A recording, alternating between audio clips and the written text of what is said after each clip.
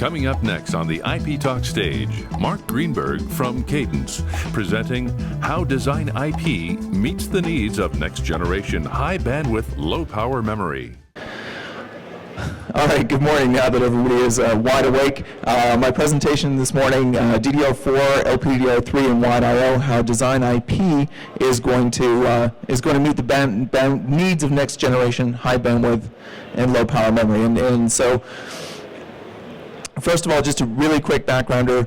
What is DRAM? Because get everybody on the same page here. It's dynamic RAM. It's temporary storage of data. It's usually a very cost-effective form of RAM, and I wanted to set the difference because a lot of people will talk about embedded RAM, which is on the same die as logic, manufactured on the logic process. Today I'll be talking about off-chip DRAM. So it's on a different die. It's manufactured on a DRAM process. You get a lot more capacity and typically less cost per bit. So that's what we'll be talking about today. This off-chip DRAM. And how is it typically used in a system?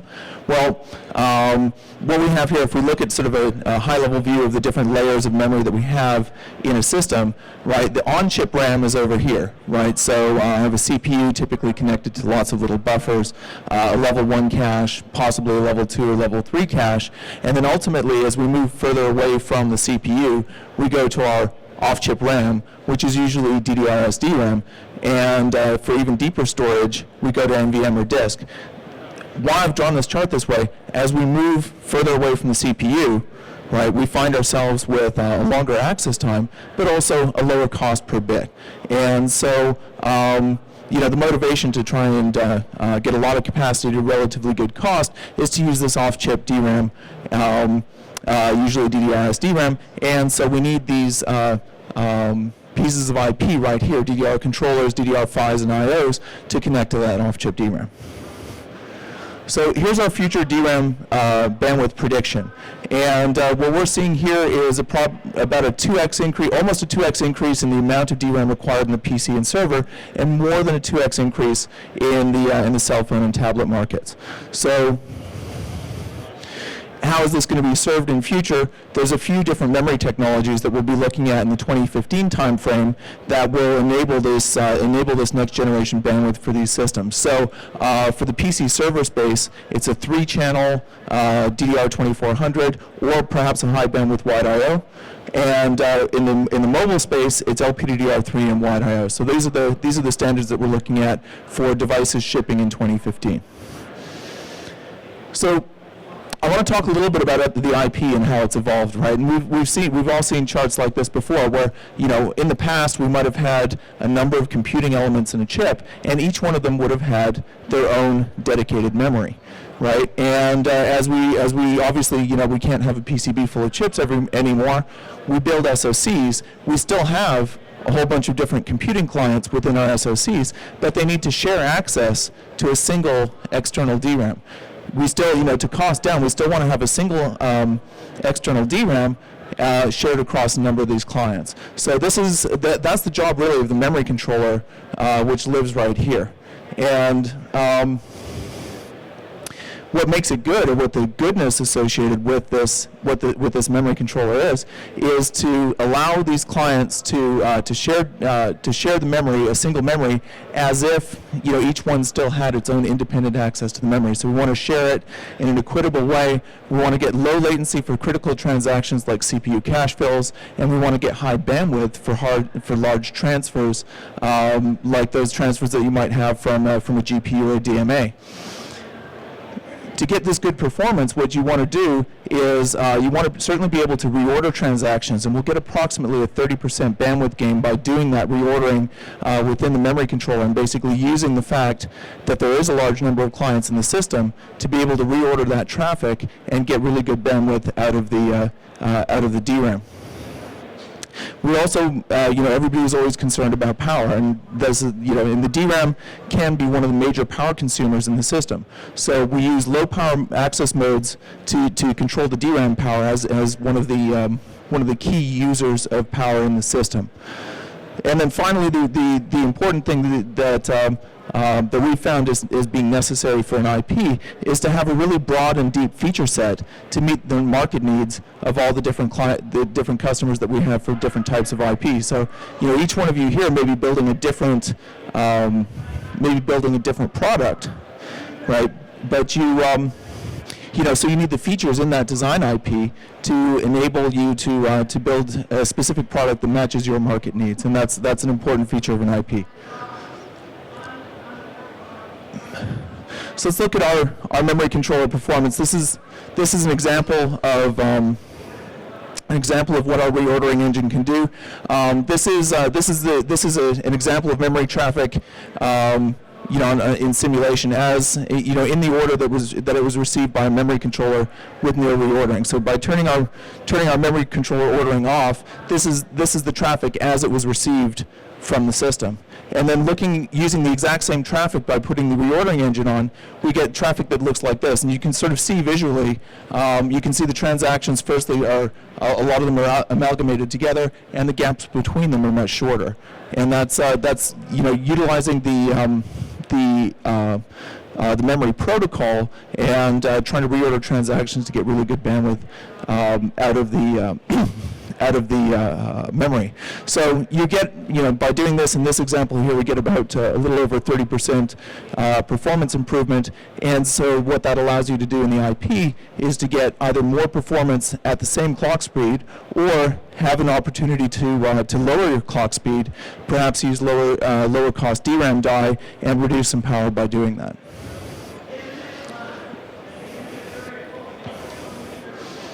Yeah, there we go. Oops. So I want to look at some of the challenges, though, of this next generation memory as we start looking at DDR4, especially in some of the higher speed DDR3 parts. If we look at some of the key memory timing parameters, like this one here, TRCD, which is the delay between an activate and a read command, and the TRC time, which is the delay between an activate and another activate command. In previous generations, these things were a relatively modest number of clock cycles, maybe six clock cycles for the TRCD time, right? But what we're seeing coming, these memory timing parameters are actually sort of physical parameters of the DRAM themselves. They don't change in terms of nanoseconds. So as these clock speeds, as we go up in higher and higher generations of DDRs, we go from 400 to 800 to 1600 megahertz, the number of clock cycles increases.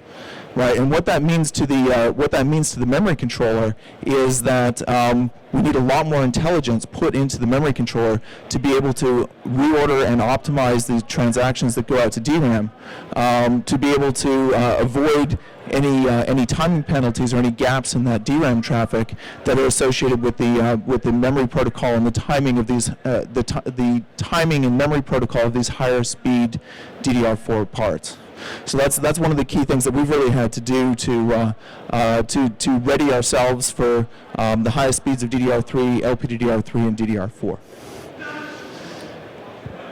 So the challenges here, we have new features, new memory architectures, new signaling, new geometries. This is all part of the things that we need to do to be able to enable next generation DRAM, right? We've certainly had to improve the algorithms right here, and like I said on the previous slide, more clocks of TRCD, TRC, and other key parameters mean that you need a longer queue of upcoming commands, being able to multiply reorder commands, like not just reorder a single command, but be able to do multi-command reordering, improvements in the command grouping, and when you do that, when you create a longer queue, you also may increase latency. So you need to do that without increasing latency, which required us to have improved priority ordering.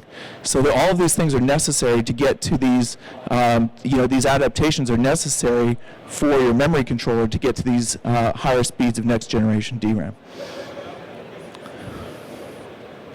And it doesn't just stop. I mean, I've started talking about the DRAM controller, but of course we need a complete solution. So it's not just a piece of IP. It's not just the DRAM controller, not just the DDR PHY, but there's a whole ecosystem that goes around this, right? So verification IP is needed at the SoC fabric level, at the DFI level, and also at the memories, and then also a system integration kit to be able to prove out at a silicon package board level that you can actually meet the timing of the memory device that you've tried to select. So I want to focus on another piece of IP now. I've talked about the memory controller. I want to look at the DDR5 for a little bit here. So we actually have within Cadence, we have two PHY architectures. We've felt it necessary to start segmenting the PHY architectures that we have. So we have two PHY architectures. One of them is our low power DLL-based PHY, which in this case works up to DDR 1600 and 28 HPM. We've taped that out. We taped that out in January. And also our high-speed, high-performance PHY is capable up to DDR4 2400 speed, also in 28 nanometer, also taped out in January. So we're just waiting for silicon on that now. Should be any day now.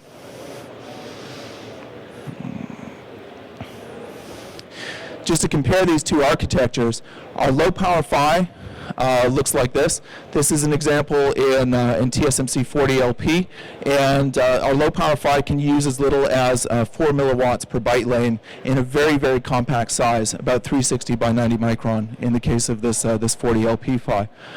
The high performance PHY, this is the one that goes at higher speed and uses significantly more power and more area, but this is what will enable you to get to higher speeds in the future. And that's something that we can expect in general as we go to these next generation memories, that there'll be more power required to get to the higher speed PHYs.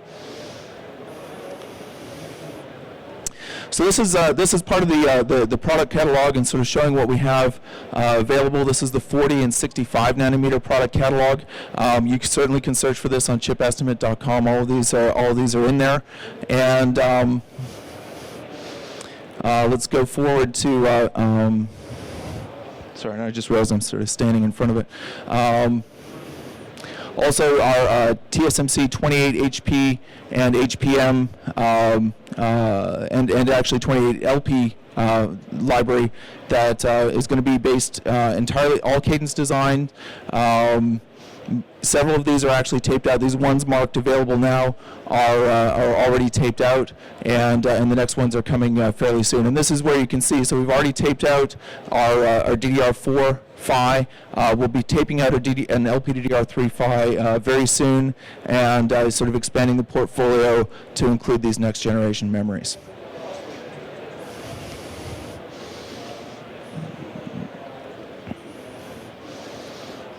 So I want to take a moment to talk about through-silicon via. This is a new technology that it's obviously been a very hot topic over the last little while. What through-silicon via does for us is it allows us to process our dies differently. So if we look at a regular chip with flip chip bumps, what we have is a let me change hands here. What we have is a silicon substrate, some device active layers, and some metal layers on top with flip chip bumps. This is how we put together a standard chip today. When we look at a TSV-enabled chip, what we have is these two real differences here. What you'll notice here is these through-silicon vias, which allow us to connect the top side of the device to the back side of the device. The other thing that's different about a TSV-enabled chip is that it would be enabled with micro bumps, probably both top and bottom, which are much smaller and more dense bumps, which allow for chip-to-chip connection and a lot more chip-to-chip connections to happen. So how do we use these things? Well, we use them, at least for next generation memory, we're looking at wide I/O as a technology using through-silicon vias and using microbumps to be able to enable very high bandwidth, very low power memories for next generation mobile products. So this is how a system might be put together. This is one of two methods. This is showing a silicon interposer method where I have two dies prepared with microbumps, and those dies are then joined to a silicon interposer. The silicon interposer has no active area on it, but what it has is metallization layers, and it has through-silicon vias through it. So what that gives us is a very high bandwidth connection between for example, the application processor and the memory that uses the electrically very good metallization layers in this silicon interposer and enables a very large amount of bandwidth to be transferred between these two dies at very low power. for any signals that need to go to the real world, power, ground, and other inputs and outputs can go through the through-silicon vias in the silicon interposer and out to the rest of the system. The other method of using wide I/O DRAM, for example, is to do direct chip-to-chip stacking. So this is an example here where there's no silicon interposer, but we have TSVs through the logic dies instead, and we can stack additional logic dies on top of each successive layers and make a multi-layer stack of devices that may include a mixture of logic and memory devices, and we can connect any transistor in any active layer to any other transistor in any other active layer by using both the metallization layers in the silicon and the through-silicon vias to do that. And then, as before, any signals that need to get in and out, like power and ground, or inputs and outputs, can come out through the lowest level device and out to the PCB. So what does this enable us? Well, by using TSV-based memories like wide I/O to be able to as our CPU to memory connection, we can improve the number of connections between dies by about 10x. Right? It's easily possible to have 1,000 to 2,000 connections between any two dies that are connected together using microbumps in a 3D IC way. So we can improve this. We can improve the number of connections by about 10x. And so what that does also, then you can imagine also the available bandwidth between those dies can be increased by up to 10x also. The capacitance per connection comes down significantly, approximately 6x reduction in the capacitance per connection. So this capacitance comes down, and the result of that actually is, if I jump to this column here, the relative power actually ends up being fairly proportional to the capacitance reduction that you achieve. So as you reduce the capacitance per connection, then you can also expect to reduce the I/O power at the same time. And then the final thing that's also improved, of course, is the average connection length. I showed in this previous example here, the distance between these two dies might be 100 or 200 microns, so significantly smaller distance than you would have with two chips, for example, side to side on a PCB. To enable this type of technology, this wide I/O DRAM technology, we had to make quite a few changes to our DRAM controller to do it. And so we started with our very high performance, low power base architecture. We added SDR support, added support for the new features and the DFI extensions necessary to merge the existing and new technology. There were certainly new testing requirements. We felt it necessary to extend our built-in self-test engine for the DRAM and test it from the memory controller to use the memory controller's own built-in BIST engine to be able to test the external or the 3D IC connected wide I/O DRAM. So that was one of the key things that we felt it necessary to do. Of course, in verification, we created new memory models in our memory model portfolio and extended our verification environment to support wide I/O type connections. In the PHY, we created, for the first generation of wide I/O, we created a very lightweight PHY suitable for characterization. For the next generation, we'll probably start needing a real PHY again as we start getting up to the higher speeds of next generation wide I/O. People are already talking about wide I/O 2 and also future high bandwidth wide I/O devices.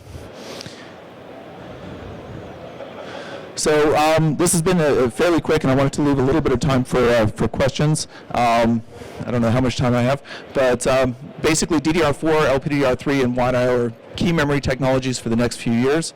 High-speed DRAM requires substantial changes to the controllers and PHYs to be able to use those memories effectively. And we lead with our DDR controller and PHY IP, who's early, high performance, and low power. Any questions for Mark? Did you already talk about how the IP is addressing low power? So low power comes from two things, right? Firstly, the memory standards themselves allow for power reduction. So as we move to LPDDR2 and LPDDR3, they're going to lower voltages, they're going to less capacitance. So those improve power. Wide I/O certainly, as a technological improvement, should substantially reduce power.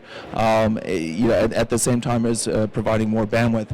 Within the memory controller, we do a lot of advanced power manipulation techniques to be able to try and use the power modes of the DRAM devices effectively. So I think that's... Yeah. Thank you. In the 3D, how you actually taking care of the heat dissipation when you stack the dies? So that's an interesting question. You know, if you look at if you're comparing, for example, with the package-on-package implementation, you actually already have that problem. So if you already have a system, the common method of using an LPDDR2 device today is with a package-on-package. So I would have, you know, my application processor with a package memory on top. So I already have that. I already have that issue. I already have my memory stacked on top of the application processor. The other aspect of it is just to try and reduce power. So use all the on-chip power saving techniques. Try and not generate the heat in the first place. The other approach to doing it, of course, is instead of stacking the memory directly on top of the application processor, you can stack it side by side using what they call the 2.5D method or the silicon interposer. Okay, thank you. Sure. But, did you already talk about the nodes and foundries that the IP is available? I had it up here on a slide. I don't expect anybody caught it, but I would love for people to look for it on ChipEstimate.com. And that's a good idea.